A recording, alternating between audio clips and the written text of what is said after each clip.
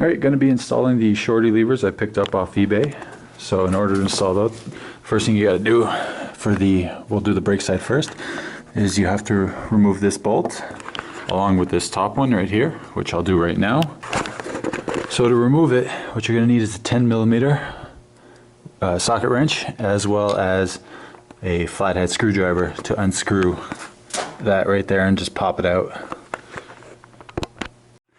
So once this flathead screw is removed and the bolt, it just slides right out. There's your stock assembly. The new one slides right in where it was, and it looks like everything fits nicely. So all I have left to do is put that bolt back in and reattach that 10mm nut, and we're good to go on the brake side. So with the brake side done, tighten back up. It's just a matter of positioning, making sure you clear, which because of the style of the eBay levers, as you can clearly see, I barely make it. But perhaps if I were to lower this a touch closer to the bottom there, I should be able to clear a little bit better. But as is, like I said, I'm rubbing, actually I am touching the windscreen when I go full lock. Another solution maybe would be lower that. No, you still touch even all the way down.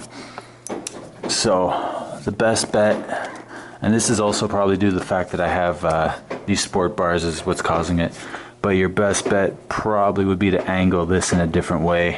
And in order to do that, you just have to loosen this bolt right here and the one underneath, and then you can actually angle it up and down, and with just a slight angle down, I think I'll be just fine.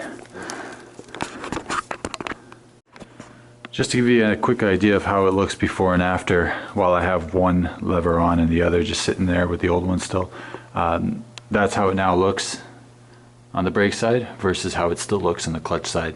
So if you wanted a comparison shot, that's how she looks.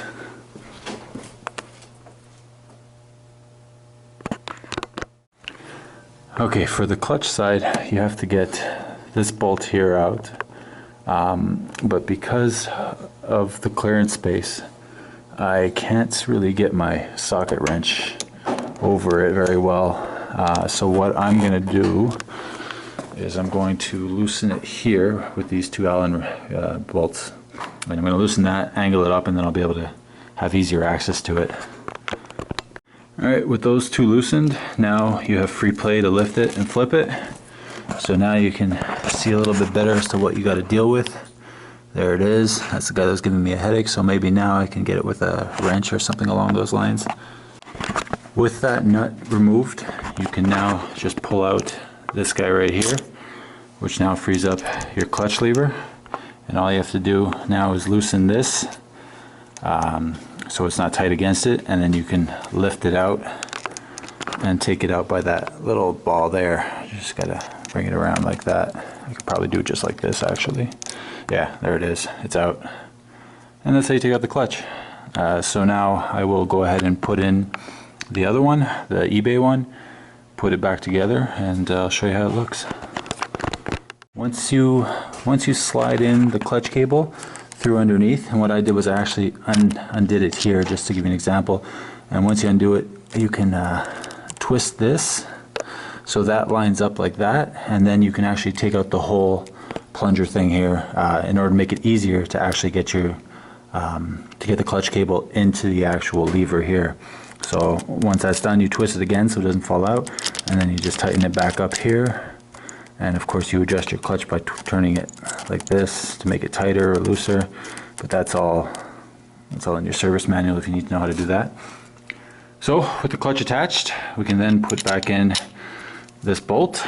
Once that bolt's in, we'll put back in this guy right here, this little nut, tighten that up, reposition the levers, and tighten everything back up, and then I'll show you how it looks all said and done. Alright, so what I did was I put the clutch lever back on. I tightened up this after angling to make sure that I don't hit. Well, it was good before, but now it looks like I'm almost hitting. It might have moved when I was tightening back up.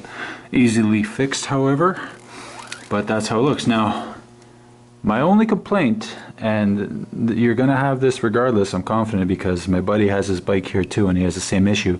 The brake lever is fine, it's good, solid. However, the clutch lever, look at that, look at all that play. Loose as shit.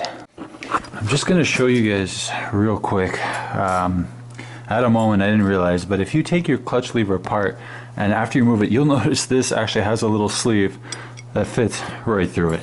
And I bet you if I put it through the clutch, that will resolve my play issues.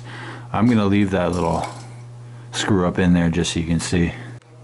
So yeah, I was right. You take this out of your stock clutch and you feed it through the eBay one, and then that should hold it in a little bit better. Alright, so I had to take this back out, the bolt. I put in the sleeve from the stock lever, and now a whole bunch less play. It's a bit tight right now, and it's pretty much all the way in, so I might have to adjust it from the bottom.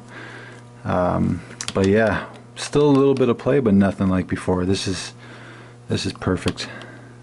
Alright, so that's it.